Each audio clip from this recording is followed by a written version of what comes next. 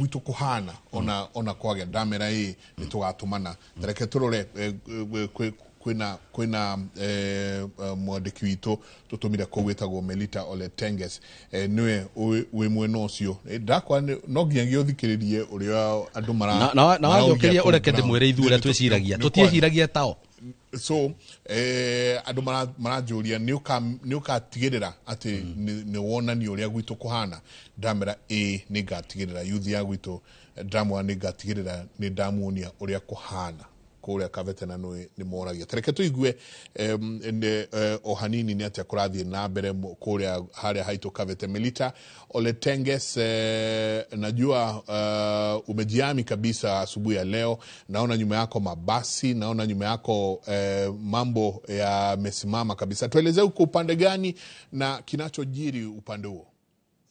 Wa polisi wameweka vizuizi tofauti katika barabara ambazo zinaingia katikati mwa jiji la Nairobi.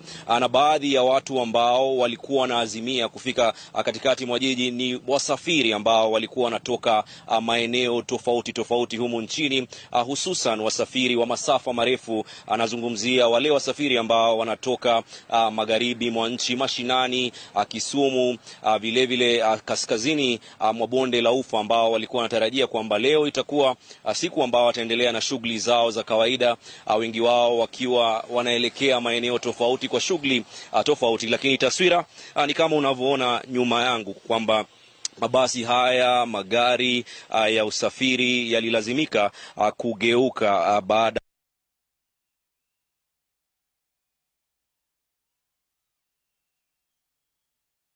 kuweka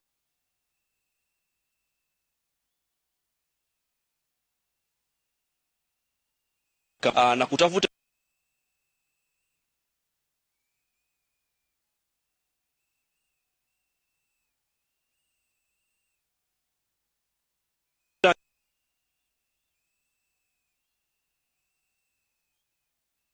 shughuli za jijini Nairobi, na vile vile wasafiri wengi kujipata wanahangaika. Na niruhusu nizungumze na msafiri mmoja ambaye alikuwa anasafiri kutoka, atatueleza alikuwa anatoka wapi, lakini hali imekuwaje. Pengine anza tu na jina lako, tuambie safari ilikuwa vipi, ulifika saa ngapi, alafu ni nini ilitokea? Kwa majina naitwa Joseph Omola. Nilikuwa nasafiri kutoka Kisumu naenda Nairobi, Ruaraka, Naivas. Nilifika hapa mwendo wa saa 11 asubuhi. Tukageuzwa hapa Kangemi kwa bridge. Tukarudishwa, sasa tumekuwa stranded hapa kuanzia asubuhi. Tulikuwa na wamama wengi wamehangaika na watoto wako tu ndani ya mabasi. Jinsi ya kusafiri imekuwa ngumu. Bodaboda inachukua pesa mingi. Wengi wametoka nyumbani hawana chochote. Kwa hivyo imetubidi tukae tu hapa. Na pengine tumeona wasafiri wengine tayari wameanza kutafuta njia mbadala kuondoka hapa. Lakini wewe binafsi unaweza kutueleza kwa nini bado umekita kambi hapa? Nilikuwa nimepungukiwa kifedha. Ndio imefanya bado niko hapa. Kwa hivyo unaweza kuzungumza na kusema kwamba hali yako vile vile ya kiuchumi imeathirika kutokana na shughuli hii ama changamoto hii? Kabisa imeathirika. Nilikuwa niingie kazi leo, sasa nimekwama hapa, siwezi nikaingia kazini. Shukran sana. Huyo umeweza kusikia namna ambavyo alipata kuhangaika kuanzia saa 12 asubuhi. Nilikuwa nataka kuzungumza na dereva mmoja apate kutueleza kwa kifupi tu pengine changamoto au hali ilikuwa vipi wakati ambapo mlifika hapa na kufikia sasa. Je, hasara ambayo mnakadiria ni hasara iliyoje? Tumetoka Kitale saa 2 tukafika hapa saa 7. Tangu saa 7 za usiku mpaka saa hizi tumekaa hapo na watoto na abiria, njaa inawauma, chakula hakuna, duka hakuna, tunahangaika kabisa, chakula hakuna. Na hali ilikuwa vipi baada ya nyinyi sasa kufika hapa? Pengine wasafiri walipata kuzungumza vipi? Manake biashara yenu ni biashara ambayo inagusana na wananchi moja kwa moja. Pengine mna hofu kwamba watakuwa wanatilia hofu biashara yenu? Saa hizi abiria walisema wanachelewa kazi, tena ilifaa aenda arudi, hawezi rudi. Sasa amewaste time mingi sana. Sasa ameumia parefu sana. Ni hivyo tu. Pengine kama madereva mngependa kuambia nini serikali kuhusu vizuizi hivi? Madereva tungependa kuambia serikali waongee na vijana, waelewane, maisha iendelee, tusonge mbele. Hivyo tu.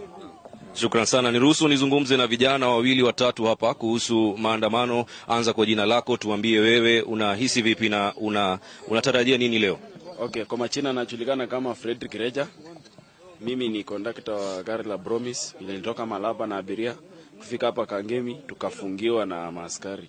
So abiria wangu wameumia, wengine hawakuwa na fedha. Tulikuwa na mwanamke alikuwa pale, alikuwa na mimba. Sasa ikapiti akasalia kwa gari. Sasa hii serikali yetu inatuumiza sana. Sasa basata ya maandamano haijafika, tunafika pale maaskari wameshatufungia. Sasa tunashindwa sisi ni vita na maaskari ama na maandamano na wananchi. So serikali imetuumiza sana. Ikiwezekana huyu Kasongo ashuke. Na tunataka ashuke. Naam, shukran sana. Acha tuzungumze na mwingine. Anza na jina lako, wewe tuambie hali ilikuwa vipi hapa na unaweza kusema vipi kuhusu tashwishi hii ambayo imeshuhudiwa hapa. Mimi kwa majina naitwa Chui. Mimi nimesikia uchungu sana. Mimi ni mtu wa bodaboda hii Kangemi. Hakuna kazi. Watu wenye tulikuwa nafaa tubebe kutoka asubuhi mpaka jioni, hakuna mwenye ameenda kazi. Hii maisha ya Kasongo hii, inatuumiza by the way sana. Unaona kama watu kiangalia kila mtu amekaa kwa nyumba. Hii tia gasi inatuumiza. Pengine unaweza zungumzia vipi hali ya biashara hii leo kwa kifupi tu? Okay, kwa kifupi naweza sema hivi, biashara leo tuseme kwa watu wa motorbike tunaweza sema wenye waliamuka mapema kidogo. Tunaona biashara yao maybe imekuwa poa kidogo. Juu wenyewe kazi